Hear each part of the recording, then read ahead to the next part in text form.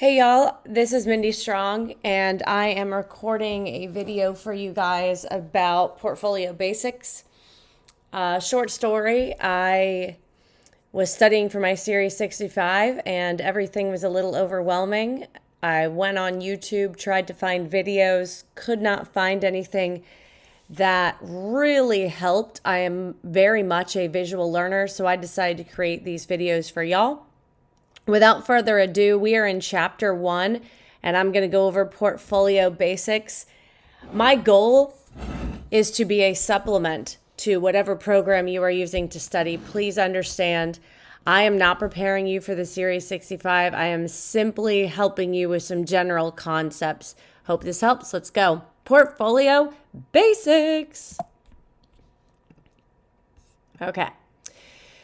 So, first of all, we're going to talk about the construction of a portfolio. Equity securities. There is a lot of vocabulary on this test, and once you learn the vocabulary, it makes it a lot easier to understand the concept. So I'm going to start by explaining the vocabulary that will be utilized throughout this section.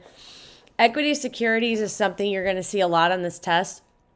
So let's talk about the meaning of these words. Equity we think of mostly in life as being fairness, but in the financial world, equity is essentially the amount of money you put in. And a security has a value and can be traded. So when we put together equity security, it's putting money in, otherwise known as having an ownership interest in a company. And that is done through purchasing common stocks, preferred stocks, and options. Those are the most common types that we're going to talk about. So equity security is essentially you now have an ownership interest in a company because you put money in to purchase either a common stock, a preferred stock, or an option. Got it? Cool. So now let's look at some different types of equity securities. First of all, we have blue chip. Think of blue chip as being big, established companies. We fancy. I put the word regal because blue, usually it's purple, but blue can be associated with being regal. These are the type of stocks you see in the NASDAQ, the New York Stock Exchange. So blue chip are established companies. These are reliable companies. They're not new. They aren't trying out something different. These have been around for a while.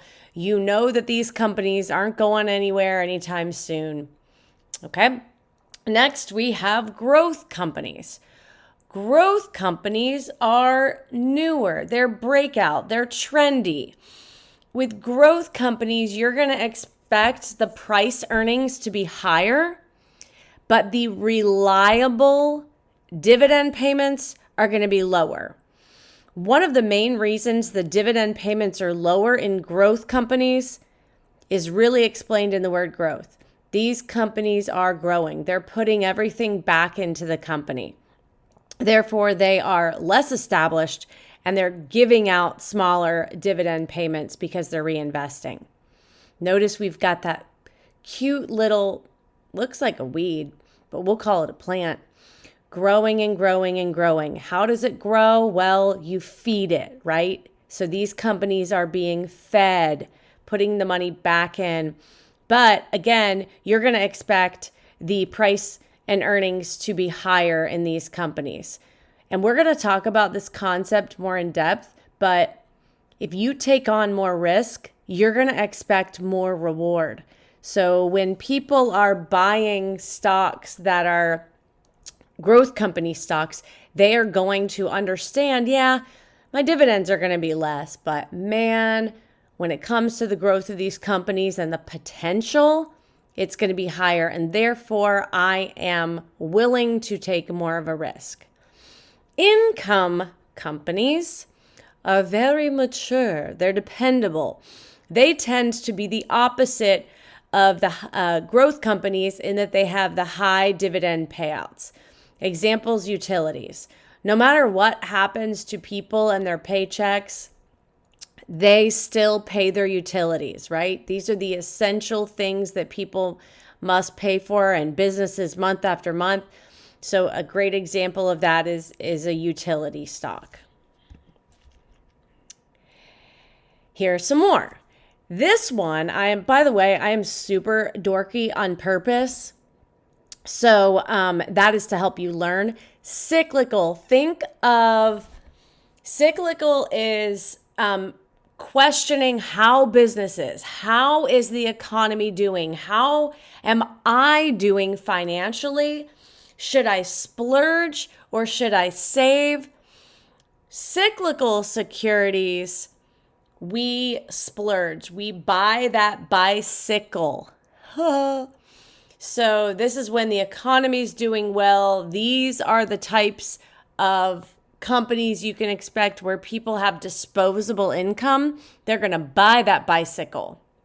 Now, counter-cyclical is the opposite. So when the economy is not doing well or so great, people are going to become very cautious and careful. And these two pictures represent two stories. One of them is gold. Gold is something that is less risky. We know it's going to have a smaller yield, but it's going to be more stable. And then why in the world, Mindy, do you have a picture of stir fry, it looks like?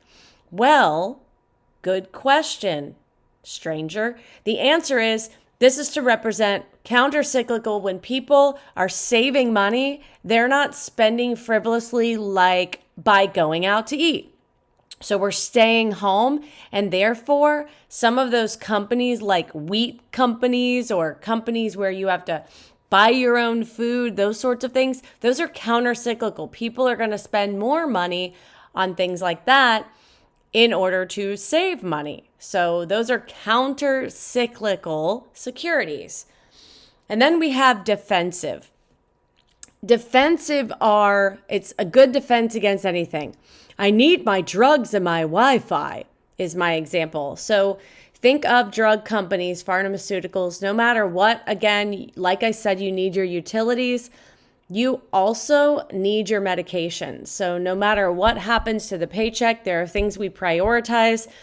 And pharmaceutical stocks are going to be less affected by changes in the state of our economy. Oh, what did I do? Push the wrong button. Then we have speculative. These are a little crazier. They mirror the business cycle, but they try to predict. And I have an airplane here and I have a box of toys. So I'm going to tell you two stories that will help you with this one. So we know that when we are speculative, we speculate, we essentially try to guess, try to predict. So let's use the example of airplanes. People think the economy is on its way back to stable and that inflation is going to go down and my dollar is going to go further and I don't have to worry about tightening my bootstraps. So let's go ahead and book that flight to Jamaica for next year. So airlines try to predict what people are going to do and how people are going to spend money. So therefore, they're going to be a little speculative and try to predict and move ahead of the curve, if you will, of how the economy, the direction in which they think the economy is going. Same thing with toy manufacturers. If everybody thinks, oh man, the economy's turning around, people are going to go back out to, not Toys R Us because they went bankrupt. People are going to go back out and start spending on money on toys and gifts and things like that. We need to ramp up production so that those toys and gifts are ready for people to purchase. So those are speculative, and they need to get ahead of those decisions that will be made. And then there are special situations. Special situations occur when either a company is going through a major restructure. Notice the guy's got two paths he has to take or he has to choose between. Or if they are going bankrupt. So there's the guy holding all the debt. Special situation. Sometimes these kinds of securities can be profitable because obviously these companies need money. But obviously this would be riskier, right?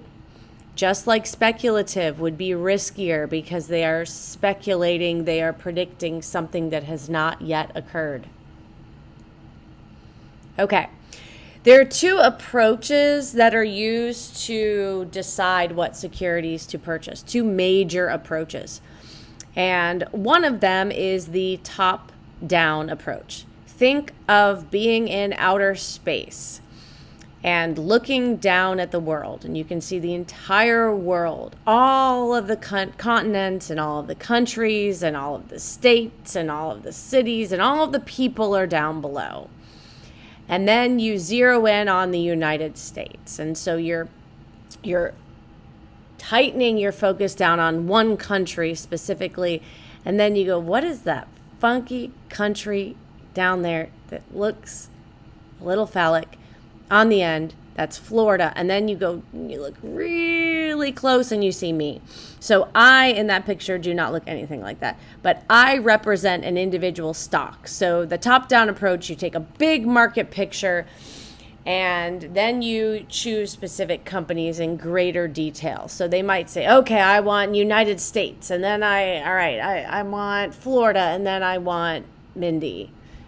And so they take a top-down approach. They look at the entire picture before they make any decisions. The entire landscape, if you will, of the financial situation. And then they go picking out their individual stocks. The bottom-up approach is exactly the opposite. They go, man, this apple here is perfect. It has everything I want. It is exactly what I want. I'm going to find more like that. Oh, look at this one. I've got two that are exactly, I love these. They have all the characteristics that I really want. They've got the perfect size stem and the perfect leaf. And then I want more. And oh, look at all four of these. And then before you know it, they have a bunch of apples that all meet those same criteria.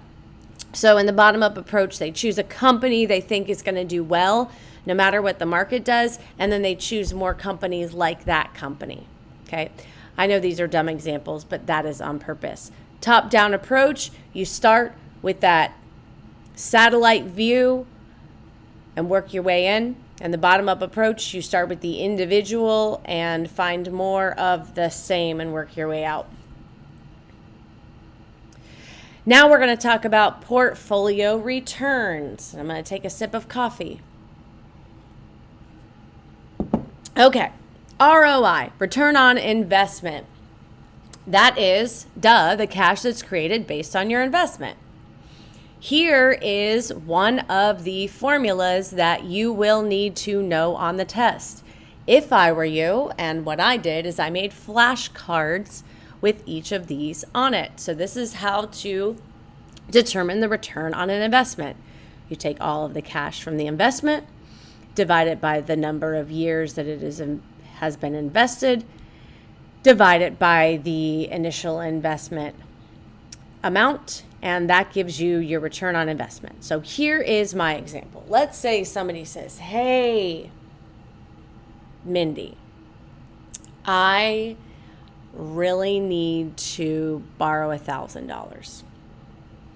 And here's the deal. It's going to take me 3 years to repay you. However, I would like to give you $100 on this date, starting next year, at the end of each day, at the end of each year, $100 as my interest. And so the end of year one, I'm going to give you $100. It's going to take me a while to get this $1,000. At the end of year two, I'm going to give you another $100. At the end of year three, I'm going to give you that $100 and I'm going to give you your $1,000 back. Okay, so I have to decide what is my return on investment, because that $1,000 is leaving my hands for 3 years, and I want to make sure that when I get that money back, that it was worth me not having it for 3 years. So in that case, I take the $100 I'm going to get each year, I'm going to divide it by the number of years, which is 300 divided by 3 is $100 a year, right? And I'm going to divide that by my $1,000, and I will obtain a 10% return on investment. Okay. Now the total return on investment, which is before taxes, again, I would absolutely make a flashcard. You take the income, and that can be the dividends for equities or the interest for debt, and equities should be capitalized here. That's going to drive me crazy. Plus the growth, and you divide that by the cost per share. This test likes to give you paragraphs with lots of information. And then at the end, they'll say, how do you determine the total return on an investment? If you are able to memorize, or by memorizing these formulas, you can say to yourself, okay, so what's the actual income? Take that out of the problem. Okay, where does it say the growth is? And okay, what is the cost per share? Put that in your formula, ignore all other irrelevant information in that question, and boom, you can determine what the total return on an investment is. Cool. Next. Risk premium. Man, that's hard to say. Risk premium. So when you are making a deal with someone, as the example that I just gave, or you're choosing an equity security, as I said earlier, the more risky the investment, the less dependable the income's going to be, and therefore, you're going to want a bigger return.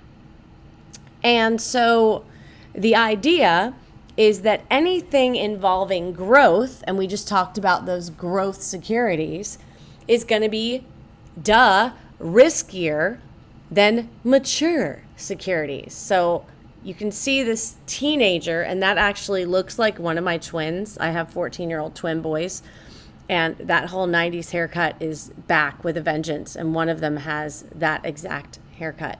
So growth is riskier, he is growing like a weed, than maturity. So the return required will be greater, and that is called the risk premium.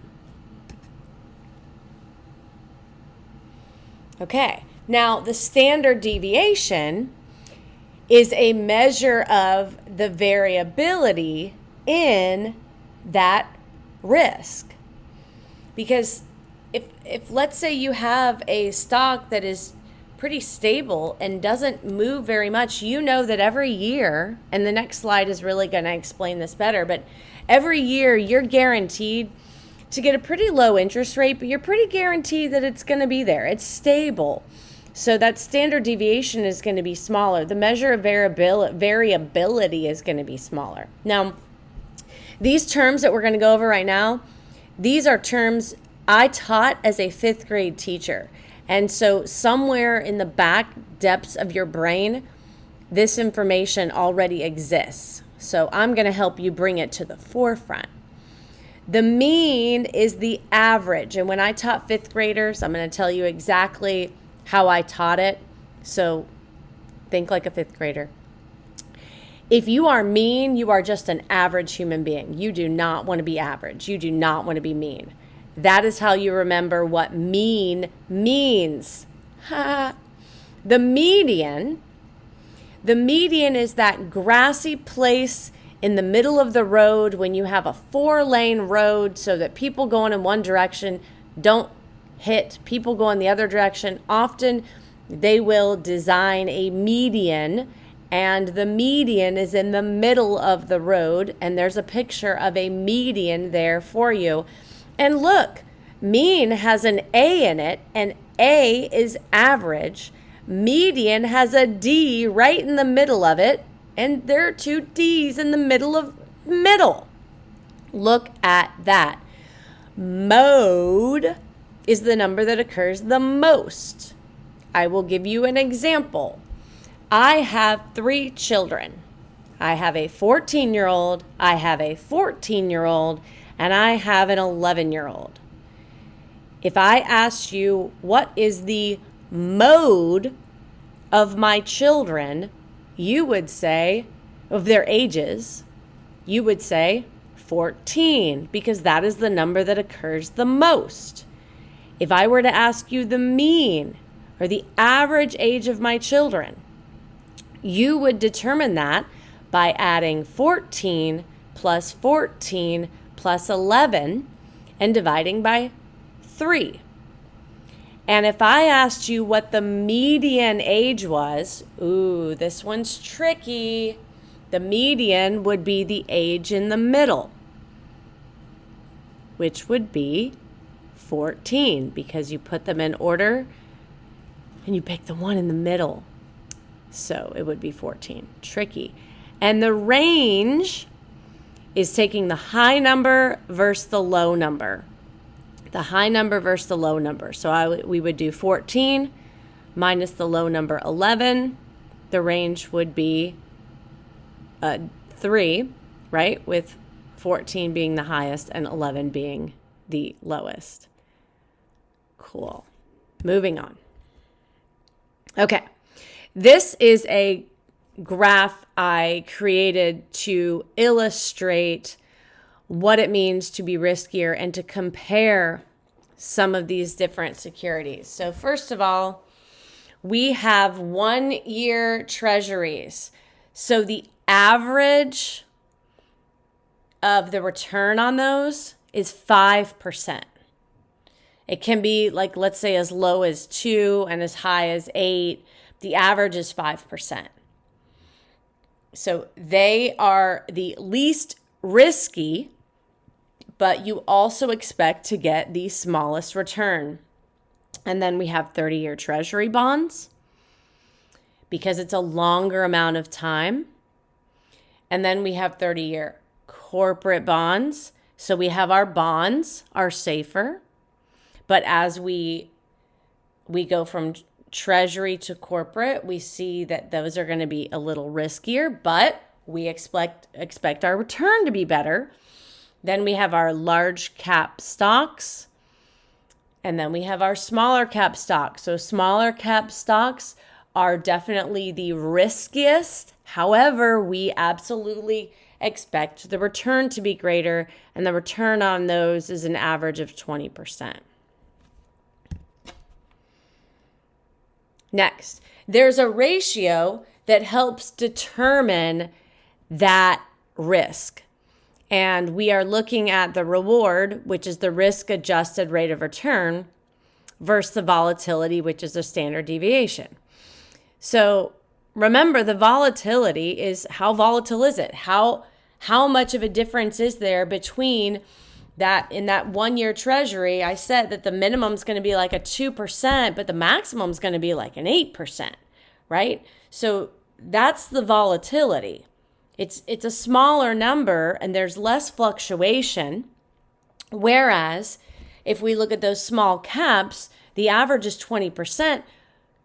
We might have a negative 35%, but then we've got a plus 40%, right? So we know that there's more volatility. It's going to have a larger standard deviation. And again, we want to look at how the reward compares to that when we are deciding whether it's worth it, whether the potential payout is going to be worth that risk. And here is another flashcard for you. Sharpe ratio. You take the total return, you subtract the risk-free rate of return, which risk-free rate of return is essentially that of that 1-year treasury bond, and you divide that by the portfolio standard deviation. Or treasury bill, has the lowest.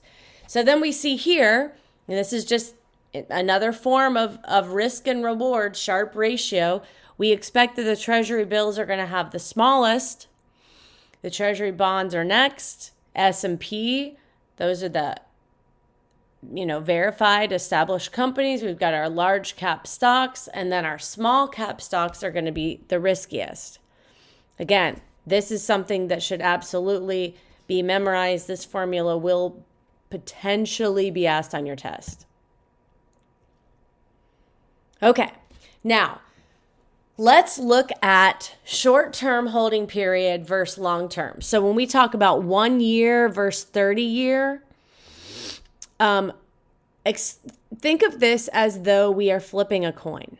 Okay, so if we all know that if a coin is flipped, I'll use a huge number, 1,000,000 times, and there's nothing wrong with the coin, it's not weighted differently, it doesn't have gum stuck to the head side because it was in my purse, it's just a perfectly weighted penny, and we flip it 1,000,000 times, we know that eventually that's going to get to a 50-50 return head versus tails. Okay. However, if I flip that coin one time, I'm either going to get head or I'm going to get a tail. And let's say I flip it 5 times. There's a chance that I could get 5 heads and 0 tails, right? The variability is going to be a lot greater. There's more risk in that. Whereas the long-term holding period, eventually it's going to become more predictable. So there is that concept when comparing, and you will have questions on this, short-term holding period versus longer-term holding period. There's more variability in the short-term holding period. It takes time for that variability, those returns to level out. Okay, cool. This is another perfect opportunity to make a flashcard. After-tax yield. How do the taxes that are taken affect my actual return? Yield is how much I get. So we take the taxable yield and you multiply that by 100 minus your tax bracket or your customer's tax bracket. That is going to give you the after-tax yield. Again, this is something you need to know. You will very likely be asked to calculate the after-tax yield. It will probably be written in a big old paragraph. Your job is simply to pull out the taxable yield and the tax bracket information, plug it into this formula, and voila.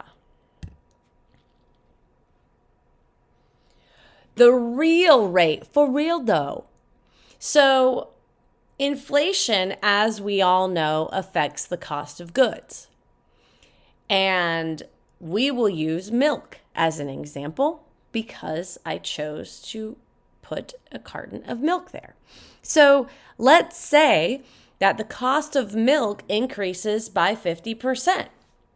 Well, or the cost of goods increases by 50 cents. Everything you make is going to have to go farther, right? It's going to cost more. Inflation is going to take your rate of return and it's going to affect the value of your return.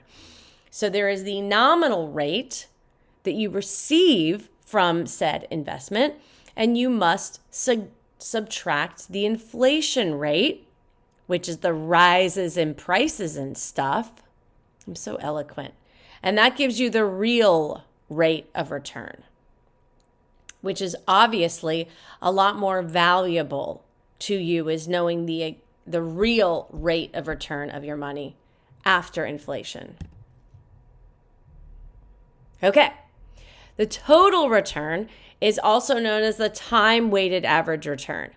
So for instance, if we're talking about mutual funds, how did the mutual fund perform? Well, this is without subtracting dividends and capital gains. If you imagine everything is reinvested, then we can look at the actual total return. If you're taking if dividends are being taken out, then it's not going to look as though the total return is as good, right? Because you're literally taking money out. So the total return, or the time-weighted average return, includes the dividends or the capital gains when everything is reinvested. And you put the lid on the pot, okay? So that's why I used a pot. Everything is in there. We are not subtracting or taking anything out and calculating it. We want everything in there. And then there's the future value of money. So we want to look at what our money will be worth in the future. So what you do is you take the principal amount You multiply that by 1 plus the interest rate, and then we look at the number of years that will occur, and that is going to give us the future value of our investment. This should go on a flashcard. Okay. So when we look at constructing a portfolio, we want to look at risk. And I have a really silly example to give you here to help illustrate this point. Let's say you decide to buy a bunch of stocks for different pig farms. Okay, 3 different pig farms, and you're like, you know what? I love pigs, and they treat these pigs really well. I don't love bacon. I love live pigs, and these pig farms are just awesome. And so I'm going to invest in these pig farms, 3 of them. And then let's say that a pig killing virus comes and starts killing the pigs. You are risky. You have invested, hold on, sip of coffee, and all these different pig farms, and now there's a pig virus. And even though you have 3 separate stocks, these pigs are not doing well, and your portfolio is not diversified. Not a good look. Let's say you go, you know what? I love animals, and so I am going to get a pig farm and a cow farm and a horse pasture. But the problem is that same virus is actually able to attack all the animals. So you have not diversified enough. There go your investments. You are still too risky, not diversified enough. However, let's say that you say, you know what? I really want a diversified portfolio. I'm going to have some pig farms and some horse pastures because I love animals. But I also want to look at some health companies. I want to look at some innovative companies, some environmentally sound companies, and some tech companies. This is a diversified portfolio. In this example, the animals, that virus, man, it takes out those animals, but you have eliminated non-systemic risk. You're not risky. Now, there's one type of risk that you cannot avoid as long as you have equity securities, and that is systemic risk. Systemic risk is general risk. It is a risk that will never be eliminated. It is never eliminated. So if you have a question that says what investment has no risk, all investments have systemic risk. Another type of risk is capital risk. It is the risk that you will lose your capital. Capital is your money, your investment. Capital risk. Timing risk. Let's say you buy a stock and then the price drops. That would be timing risk. Timing risk is buying at the right time.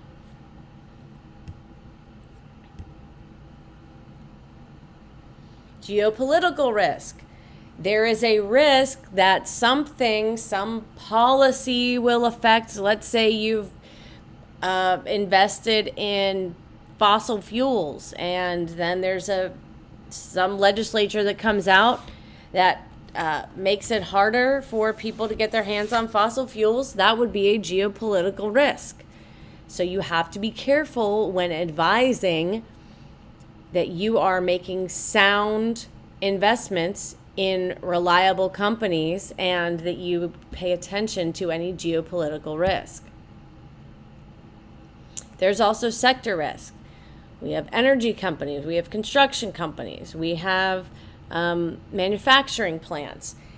If you choose to invest in any of these sectors and something happens to affect any of these sectors, that could potentially put your portfolio at risk. Sector risk, a certain sector. Okay, efficient market theory. So I'm going to talk to you about beta and I'm going to talk to you about alpha. And I am going to be really dorky because dorky helps me remember, and I hope it helps you as well. So you better calm down. Don't be so volatile. Don't be so volatile. There, that's better. Okay, so beta is a measure of how volatile a certain stock is and whether it is going in the same direction as the general market and at the same speed, volatility really speaking. And this is going to help people make decisions as to whether something is right for them. If something has a positive beta, that means it is moving in the same direction as the market. If something has a negative beta, it's moving in the opposite direction of the market, as the market. If it has a +1, that means it is moving at the exact same speed as the market. Same direction, same speed. If something has a +2, it's moving in the same direction as the market, but twice as fast.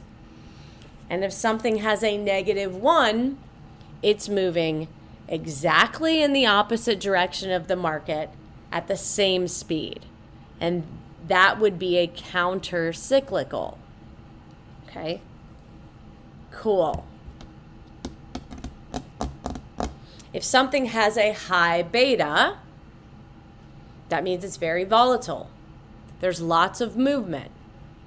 An example of this would be toy and airline companies. Again, remember, these are speculative and they're trying to move faster than the market. They're trying to stay ahead of the market. So they are going to be more volatile. Some examples of low beta would be calm, predictable. Examples would be utilities, gold, and drug companies. Remember, we need to have our lights on. We need our medications. We want stable. So these have a low beta. They are calm and predictable. And you can also remember that sometimes people take medication to help them be calm. And when children play with toys, they generally are not calm. And many people are not very calm on airplanes. And there's alpha. Oh, you alpha now, huh? So an alpha stock is one that is returning over and above the risk-adjusted return.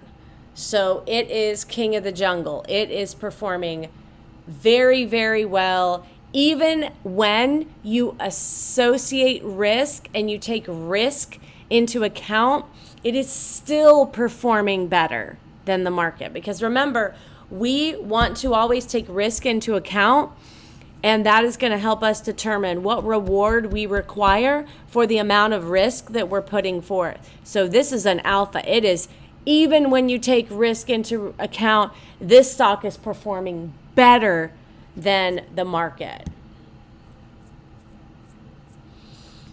And there's a formula, 2 of them actually, that you need to know to help assess this.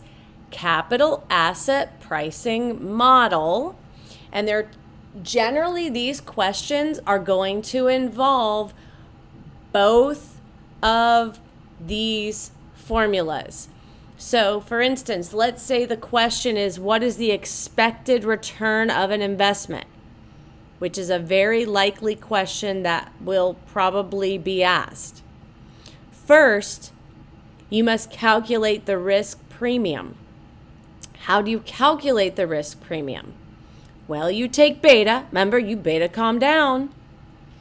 Whatever that beta is, you multiply that by the excess over expected over risk minus the free rate of return.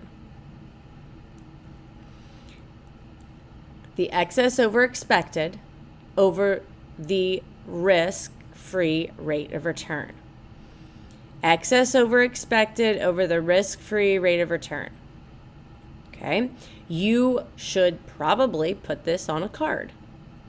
And remember, beta is the risk level. Okay?